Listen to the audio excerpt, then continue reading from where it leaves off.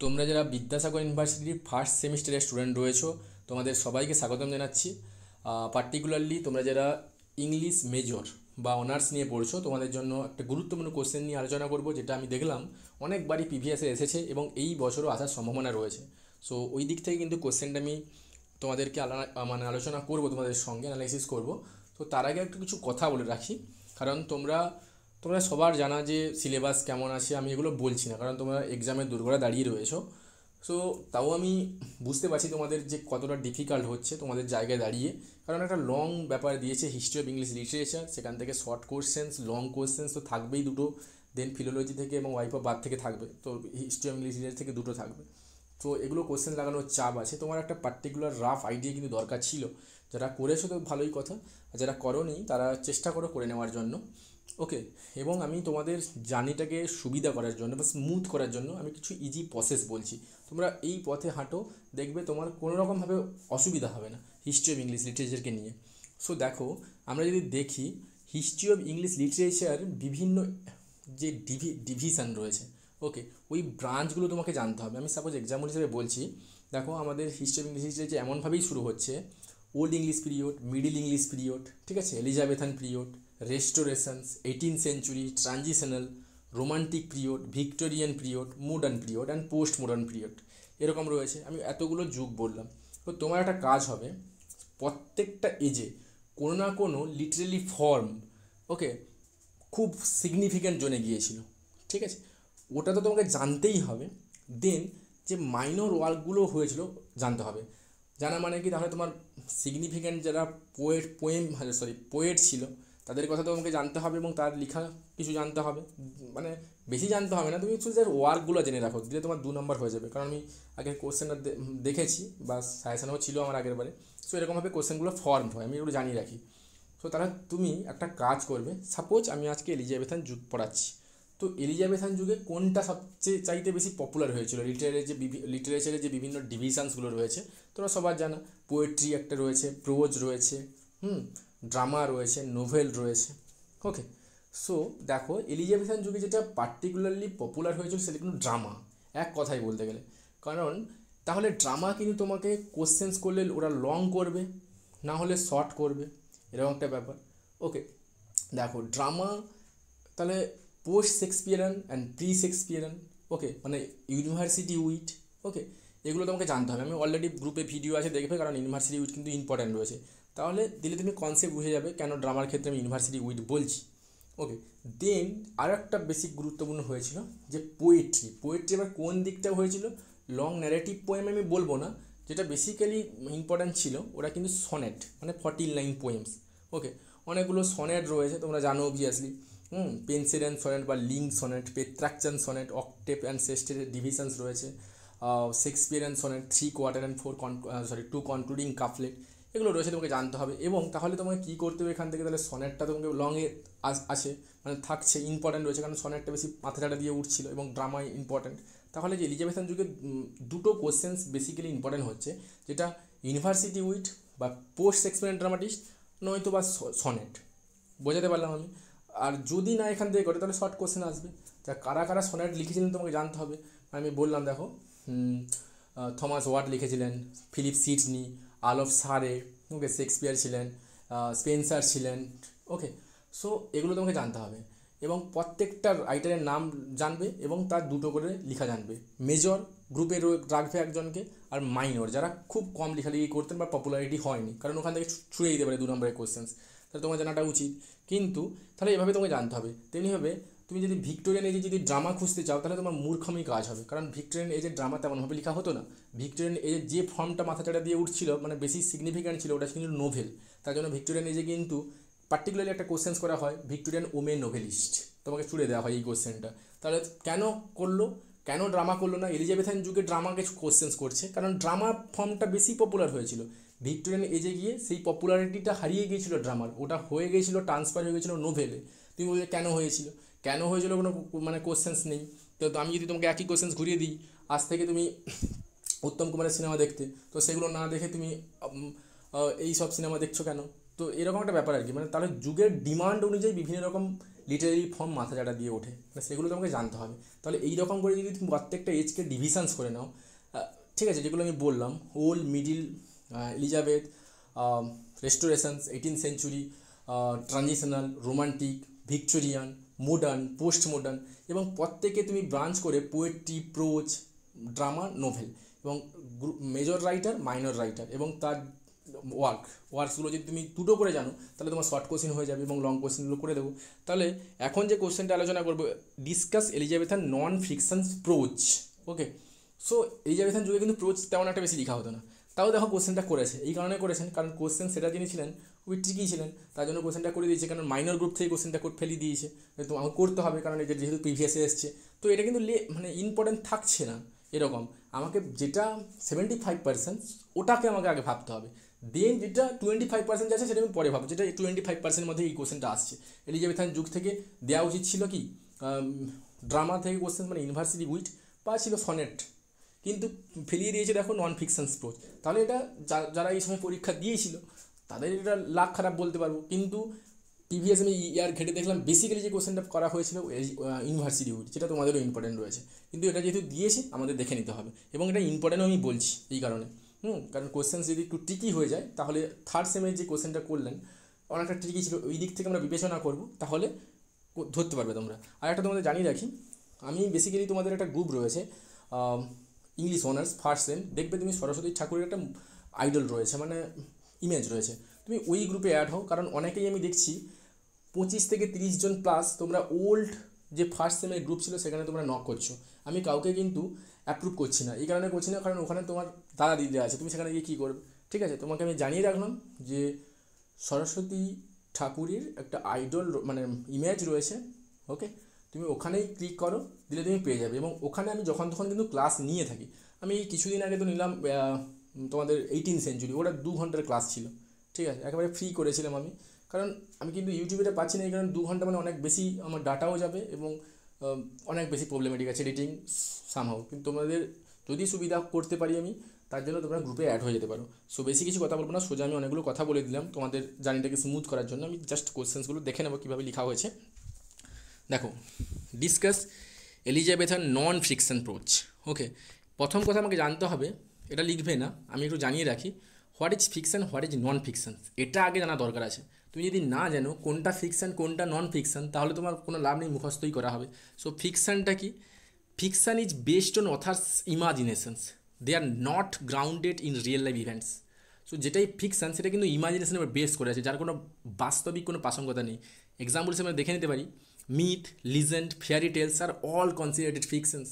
কিন্তু non fiction দেখো, তাহলে ফিকশনের opposite refers to factual stories based on real life information or the events. তাহলে যেগুলো রিয়েল মানে ঘটনা সত্যি আছে, সত্যতা রয়েছে এই ওয়ার্ল্ডে, সেটাই কিন্তু নন ফিকশন। আর তোমাকে কোশ্চেন দিয়েছে ডিসকাস এলিজাবেথান নন ফিকশন স্প্রোচ, মানে যেগুলো রিয়েলি লেখা হতো, ওকে, যার সঙ্গে কোনো কানেকশানস রয়েছে, কোনো রকম ইমাজিনেশানের কোনো বেস নেই, ওটাই তোমাকে কোশ্চেন দেওয়া হয়েছে, বুঝতে পারলে? এটা কিন্তু লিখবে না, আমি জাস্ট তোমাদের বোঝানোর জন্য, আমি জানি একটু লিখতে লিখতে নোটটা তৈরি করতে করতে কিছুক্ষণ আমি করছিলাম, আমি ভাবলাম যে এটা জানিয়ে রাখি একটু, দিলে তোমাদের একটু পড়তে সুবিধা হবে। তাহলে বোঝা গেল ফিকশন এবং নন ফিকশনের ব্যাপারটা কী রয়েছে। সো ফিকশনটাকে ওঠাইনি এই কারণে, প্রিভিয়াসে এটা ছিল, তার জন্য ওটাই নেওয়া হয়েছে। এবারে তুমি চলে আসবে non fictions, Elizabethan non fictions prose. So প্রথমে একটা ইন্ট্রোডাকশন বিল্ড করবে। So the prose work of Elizabethan age fall into 2 categories, দুটো ক্যাটাগরিজে আমরা ভাগ করে নেব। ওয়ান ইজ দ্য ফিকশনস, যেগুলো ইমাজিনেশনের উপর বেস করে রয়েছে, অ্যানাদার ইজ নন ফিকশন, যেগুলো রিয়েলের উপর বেস করে রয়েছে। The development of prose literature in Elizabethan age owed much to the theatre. এই যে প্রোজ লিটারেচার যে এসেছিলো বেসিক্যালি কানেক্টেড ছিল থিয়েটারের দিকে। আমি একটু আগে বলেছিলাম এলিজাবেথান যুগে যেটা বেশি পপুলার হয়েছিল সেটা হচ্ছে ড্রামা ছাড়া কিন্তু অন্য কিছু বেশি পপুলারিটি হয়নি, ঠিক আছে। তার জন্য থিয়েটার যে করা হতো, মানে যে ড্রামাগুলো লেখা হতো সেগুলো পোয়েটিক ফর্মে লেখা হতো, কিন্তু কিছু কিছু আমরা ড্রামা দেখবো বা ড্রামার ভিতরে কিছু ডায়লগ দেখতে পাবো, সেগুলো কিন্তু প্রোজ ফর্মে লেখা হয়েছে, সেগুলোই কিন্তু যার মধ্যে বাস্তবতার কানেকশান রয়েছে, ওটাই কিন্তু তোমার non fictions. Okay, so although drama in the age is found mainly written in poetry, একটু আগে বললাম ড্রামাগুলো কিন্তু পোয়েট্রি স্টাইলে লেখা হতো। Okay, so the use of prose is also seen in a good many places and particularly in the comedies. কিন্তু comedies ক্ষেত্রে বা বিভিন্ন জায়গায় আমরা দেখতে পারবো পোয়েট্রি ফর্ম না ব্যবহার করে রাইটাররা প্রোজের ফর্মটা ব্যবহার করেছেন। সো এগুলো দেখে নিলেই কিন্তু আমাদের হয়ে যাবে non fictions prose. Okay, so প্রথম যার আমার নামটা মেনশন করতেই হয় উনি হলেন John Lyly. Okay, he is the pioneer for the introductions of prose in the theatre. তিনিই প্রথম পথপ্রদর্শক যিনি কিন্তু এই পোয়েট্রির বেসটাকে ভেঙে দিয়ে কিন্তু প্রোজের স্টাইলে কিন্তু লিখেছিলেন, হ্যাঁ, এলিজাবেথান যুগে। Okay, he employed his artificial euphuistic style in his comedy. Okay, then দেখবো ইউফিউইস, তার বিখ্যাত একটা লিখা Euphues. It consist of 2 volumes, এটা 2টো ভলিউমে ভাগ রয়েছে। ফার্স্ট পার্ট 1 দেখবো আমরা, Euphues the anatomy of wit and the Euphues and his England. Okay, then আমরা দেখবো part 1 tells the story of a young Athenian named Euphues. He is handsome, rich and clever. He goes to Naples to lead a happy life. আমি আগে পড়ে নিই, then আমি বলে দিচ্ছি। There he makes a friend with a young man named Philotas, who introduced Euphues with his beloved Lucilla. Okay, so Euphues cleverly separate Lucilla from Philotas, and their relations breaks, and Lucia now turns to another suitor এটা হবে না, repeat হয়ে গেছে। Euphues comes back to Athens and leaving behind a letter addressed to Philotas. So এই যে ইউফিউইস স্টোরিটা যে অনেক বড়, তো এটা শর্টে লেখা হয়েছে। পার্ট 1-এ কী ডিল করছে দেখো, পার্ট 1টা বলছে tales the story of young Athenian name ইউফিউইস, এবং একটা এথেনিয়ান হিরো ইউফিউইসের কথা বলছে, যে কিনা ছিল handsome, rich and also clever. So he goes to Naples. Naples মানে বুঝতে পারছো, বে অফ নেপলস, মানে যেটা ইতালিতে রয়েছে, মানে রোমে। হি গোজ টু নেপলস, তাহলে ইউফিউইস কোথায় গিয়েছিল? নেপেলে গিয়েছিল। কী করতে? Two lead a happy life, তার একটা সুখী জীবন কাটাতে। ওকে, দেয়ার হি মেক্স এ ফ্রেন্ড, সেখানে তার একটা বন্ধুত্ব হয়েছিল কার সঙ্গে? With a young man named ফিলাটাসের সঙ্গে ইউফিউইসের বন্ধুত্ব হয়েছিল। কোথায় গিয়ে? নেপেলে গিয়ে। অ্যান্ড হু ইন্ট্রোডিউস, তাহলে ফিলাটাস রিলেটিভ ক্লজ রয়েছে, ইন্ট্রোডিউস করছে ইউফিউইসকে কার সঙ্গে? তার বিলাভেডের সঙ্গে, নাম ছিল কি? Lucilla. Okay, so Euphues cleverly separate, Euphues কী করলো? ক্লেভারলি সেপারেট করে দিল লুসিলাকে ফ্রম দ্য ফিলিটেস থেকে। ওকে, মানে এখানটা একটা লাভ অ্যাঙ্গেল রয়েছে যেটা বর্তমানে খুব দেখা যায়, ঠিক আছে। বন্ধুত্ব করালো, বন্ধুত্ব যে ছিল ইউফিউইসের সঙ্গে ফিলাটাসের বাইরে গিয়ে, আর ফিলাটাস তার গার্লফ্রেন্ডকে দেখালো ইউফিউইসকে, আর ইউফিল কী করলো? ক্লেভারের সঙ্গে তার থেকে চিনে নিল, এবং দেয়ার রিলেশনস ব্রেকস। কাদের রিলেশনস ব্রেক হয়ে যাবে? ফিলাটাসের সঙ্গে লুসিলার। Okay, so Lucilla now turns to another suitor. So Lucilla পরবর্তীকালে দেখবো আমরা, ছোটো করেছি কারণ খুব বড় লেখা তো। সো লুসিলা আমরা পরবর্তীকালে দেখবো আবার ইউফিউইস থেকে দূরে সরে যাবে, আবার অন্য কাউকে ধরবে। So Euphues comes back to the Athens, Euphues কিন্তু আবার এখানে ফিরে এসেছিলেন এইসব দেখে, এবং living behind a letter address to Philotas, এবং ফিলাটাসকে একটা লেটার লিখে এসেছিল। কোনো না কোনো দিক থেকে তিনি লেটার লিখেছিলেন, হয়তো বা ফিলাটাসের কথাই তিনি কিন্তু লুসিলার এই যে ক্যারেক্টারের কথা তিনি বলেছিলেন, এবং তার এই লাভ অ্যাঙ্গেল, এবং লুসিলা যে আবার কারোর সঙ্গে রয়েছে, এরকম একটা ব্যাপার তিনি লিখে দিয়ে এসেছিলেন। অ্যাকচুয়ালি তিনি ফিল করেছিলেন যে এই যে রিলেশনশিপগুলো অ্যাকচুয়ালি ব্রেকেবল। ওকে, সো দেন পার্ট 2-তে আমরা দেখব deals with the ইউফিউইস visit to England. তাহলে ইউফিউইস কোথা থেকে? বে অফ নেপলস থেকে তাই ইংল্যান্ডে চলে আসছে ফিরে। Here he gives a long and elaborate description of the country. Okay, যেখানে সে দিচ্ছে কান্ট্রির একটা তার একটা বর্ণনা, and the code and the manners of the England, English manners and also the culture. ইংলিশের ম্যানার কত সুন্দর, কতটা কালচার কতটা সুন্দর, তাদের রিলেশনশিপ কতটা সুন্দর, এগুলো কিন্তু তিনি বর্ণনা করেছেন এই বইটিতে।